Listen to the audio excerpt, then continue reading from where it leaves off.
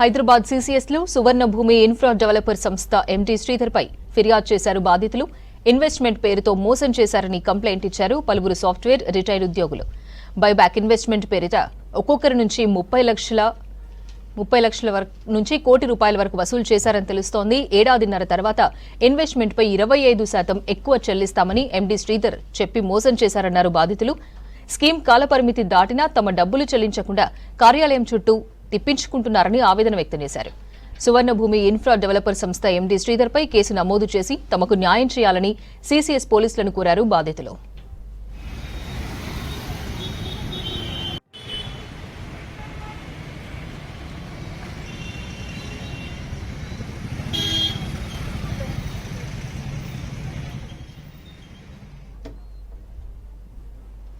Hyderabad CCS లో సువర్ణ భూమి infra developer సంస్థ ఎండీ శ్రీధర్ పై ఫిర్యాదు చేశారు బాధితులు. ఇన్వెస్ట్మెంట్ పేరుతో మోసం చేశారని కంప్లైంట్ ఇచ్చారు పలువురు సాఫ్ట్వేర్ రిటైర్డ్ ఉద్యోగులు. బైబ్యాక్ ఇన్వెస్ట్మెంట్ పేరిట ఒక్కొక్కరి నుంచి 30 లక్షల నుంచి ₹1 కోటి వరకు వసూలు చేశారని తెలిపారు. ఏడాదిన్నర తర్వాత ఇన్వెస్ట్మెంట్ పై 25% ఎక్కువ చెల్లిస్తామని ఎండీ శ్రీధర్ చెప్పి మోసం చేశారన్నారు బాధితులు. స్కీమ్ కాలపరిమితి దాటినా తమ డబ్బులు చెల్లించకుండా కార్యాలయం చుట్టూ తిప్పించుకుంటున్నారని ఆవేదన వ్యక్తం చేశారు. సువర్ణ భూమి ఇన్ఫ్రా డెవలపర్ సంస్థ ఎండీ శ్రీధర్ పై కేసు నమోదు చేసి తమకు న్యాయం చేయాలని సీసీఎస్ పోలీసులను కోరారు బాధితులు.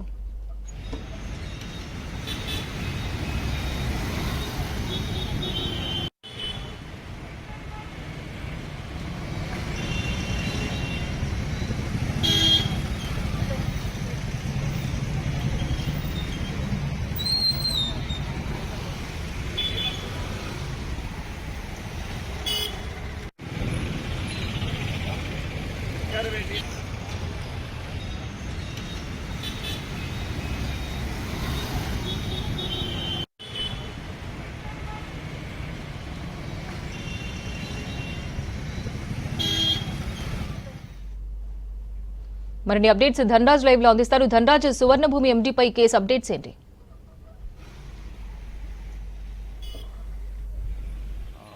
హైదరాబాద్లో ప్రముఖ రియల్ ఎస్టేట్ సంస్థ అయినటువంటి సువర్ణ భూమి పైన ఇటు సీసీఎస్లో ఫిర్యాదులు వెల్లువెత్తాయి. ఈ క్రమంలో చూసినట్టయితే రిటైర్డ్ ఉద్యోగులు అదేవిధంగా సాఫ్ట్వేర్ చెందినటువంటి ఉద్యోగులు పెద్ద ఎత్తున ఈ సువర్ణ భూమిలో ఇన్వెస్ట్మెంట్ చేశారు.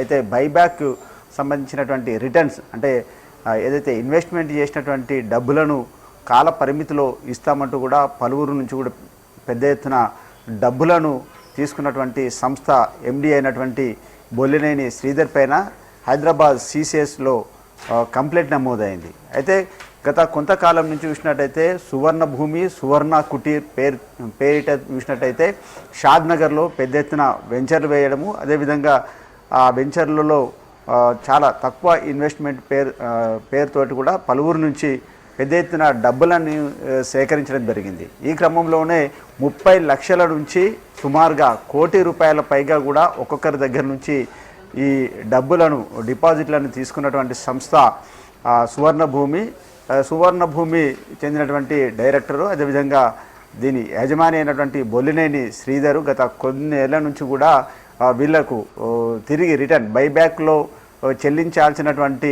ఇవ్వాల్సినటువంటి డబ్బులను ఇవ్వకపోగా తమకు కేటాయింపు చేసినటువంటి ఫ్లాట్లను కూడా వాటిని అలాట్ చేయకపోవడంతో కూడా బాధితులంతా ఇటు హైదరాబాద్లోని సీసీఎస్ పోలీసులను ఆశ్రయించడం జరిగింది. సీసీఎస్ పోలీస్ స్టేషన్లో చూసినట్టయితే ఇప్పటికే సుమారుగా హైదరాబాదులో పలుచోట్ల వివిధ పోలీస్ స్టేషన్లో కేసులు కూడా నమోదయ్యాయి. ఈ క్రమంలోనే హైదరాబాద్లోని బంజారాహిల్స్ పోలీస్ స్టేషన్లో సుమారుగా ఒక 10 నుంచి 15 మంది బాధితులు కూడా ఇక్కడ కంప్లైంట్ ఇచ్చారు. ఈ బాధితుల కంప్లైంట్లు ఎక్కువగా పెరిగిపోవడంతో ఇది ఎకనామికల్ అఫెన్స్ కింద అంటే అఫెన్స్ మీదకి రావడంతో కూడా మొత్తం మీద ఈ కేసులను మొత్తం సీసీఎస్ పోలీస్ స్టేషన్లకు బదిలీ చేశారు. అదేవిధంగా చూసినట్టయితే ఈఓడబ్ల్యూ చెందినటువంటి ఈ కేసులపైన కూడా చాలా వరకు పోలీసులు పరిశీలన కొనసాగిస్తున్నారు. మొత్తం మీద చూసినట్టయితే ఇలాంటి క్రమంలో హైదరాబాద్తో పాటుగాను షాద్ నగరు ఇతర జిల్లాలలో కూడా సువర్ణ భూమిలో చాలా పెద్ద ఎత్తున పెట్టుబడులు పెట్టారు. అదేవిధంగా సాఫ్ట్వేర్ రంగం కావచ్చు, ఇతరత్ర రిటైర్డ్ పొందినటువంటి ఉద్యోగులంతా కూడా తాము ఇందులో భారీ ఎత్తున పెట్టుబడులు పెట్టాము, తమకు రిటర్న్స్ రావకపోవడమే కాదు, అంతేకాకుండా సువర్ణ భూమి సువర్ణ కుటీర్లలో తమకు ఎలాంటి ఫ్లాట్లను కానీ అదేవిధంగా ఏదైతే ముందస్తుగా అగ్రిమెంట్ చేసుకున్న విధానంలో తమకు అలకేట్ చేయాల్సినటువంటి ప్లేస్ను ఇంతవరకు చూపించకపోవడం కాక, అంతేకాకుండా బై బ్యాక్లో చెల్లించాల్సినటువంటి డబ్బులను చెల్లించకపోవడంతో తామంతా మోసపోయామంటూ ఒక్కొక్కరుగా సిసిఎస్ పోలీసులను ఆశ్రయిస్తున్నారు. ఈ క్రమంలోనే హైదరాబాద్తో పాటుగాను ఈ సువర్ణ భూమి సంస్థ ఆంధ్రప్రదేశ్లో కూడా దీని వెంచర్లు కూడా కొనసాగుతున్నాయి. అక్కడ కూడా బొల్లినేని శ్రీధర్ పలు వెంచర్లను వివిధ అంటే సువర్ణ భూమి సువర్ణ కుటీర్తో పాటు అనుబంధ సంస్థలను కూడా ఏర్పాటు చేసినట్టుగా తెలుస్తూ ఉంది. ఈ క్రమంలోనే ఒక్కసారిగా హైదరాబాదులో బాధితులంతా కూడా పెద్ద ఎత్తున సిసిఎస్ పోలీసులను ఆశ్రయించడంతో దీనికి సంబంధించినటువంటి కేసులన్నీ కూడా మరోవైపున ఆంధ్రప్రదేశ్లో కూడా నమోదయ్యే అవకాశాలు కనబడుతున్నాయి. అంతేకాకుండా తెలంగాణలో భారీ ఎత్తున పెట్టుబడులను స్వీకరించి ఈ పెట్టుబడులన్నింటినీ కూడా ఆంధ్రప్రదేశ్లో అక్కడ కూడా పెట్టుబడులు పెట్టినట్టుగాను తెలుస్తూ ఉంది. అంటే ఈ కేసును చూసినట్టయితే సిసిఎస్ పోలీసులు ప్రముఖంగా చూసినట్టయితే ఇందులో ఎకనామిక్ అఫెన్స్ సంబంధించిన వ్యవహారాలపైన కూడా చాలా వరకు అంటే హైదరాబాదు రంగారెడ్డితో పాటుగాను రాచకొండ పరిధిలలో ఈ సువర్ణ భూమికి సంబంధించినటువంటి ఆస్తులు ఉన్నాయి.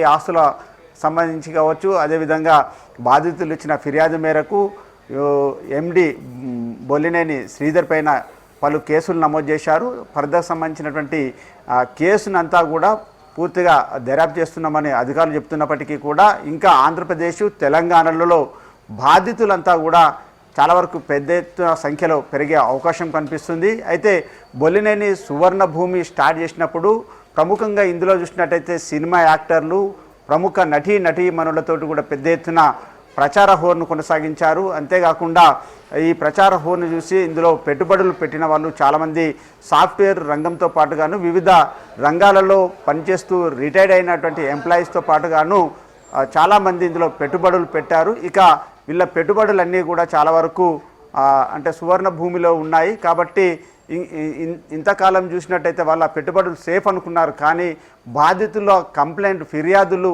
వందల సంఖ్యలలో పెరిగే అవకాశం ఉంది కాబట్టి ఇక బాధితుల సంఖ్య అనేది కూడా రోజురోజుకు సిసిఎస్ పోలీసుల ముందు ఇంకా వెల్లువెత్తే అవకాశం కనిపిస్తుంది. ఇలాంటి క్రమంలో మరి సువర్ణ భూమి ఎండి అయినటువంటి బొల్లినేని శ్రీధర్తో పాటుగాను ఇందులో చాలామంది డైరెక్టర్లు కూడా ఉన్నారు కాబట్టి వీళ్ళు చేసినటువంటి మోసాలపైన ఇక తెలుగు 2 రాష్ట్రాలలో చాలా వరకు బాధితులు ఇచ్చే ఫిర్యాదులు పెరగనున్నాయి.